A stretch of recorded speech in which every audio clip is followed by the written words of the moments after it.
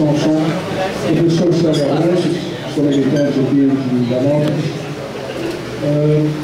Bruno, eu acho que eu queria pedir para você, nessa bandeira, incluir uma preocupação, né, de toda a população paulista, toda a população brasileira, né, com relação ao combate às drogas.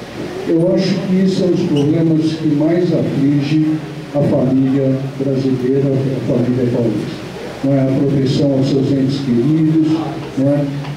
Numa cidade que eu chamaria de insana como a nossa, não é? Onde as crianças saem e a gente não sabe se vai voltar. Não é? Quer dizer, então o combate às drogas, o combate ao crime, mas principalmente o combate à droga. Não é? Eu acho que a gente tem que ter uma posição muito forte, não só sobre o aspecto da segurança pública, não é? Do combate às drogas, não é, que a gente sabe que não é uma política só do Estado, não é, por ter ação conjunta com o governo federal, mas principalmente assistência a essas famílias que tanto sofrem com esse mal.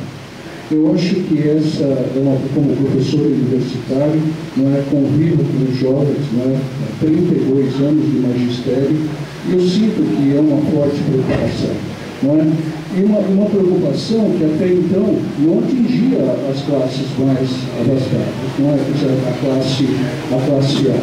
Hoje já não é?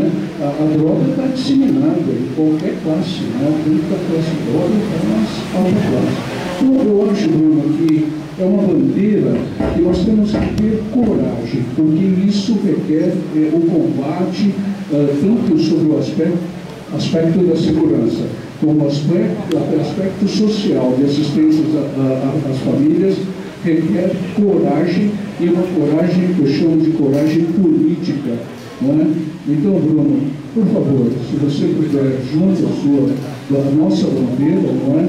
Incluir esse tema e que seja um tema sempre presente, eu acho muito importante. Muito obrigado.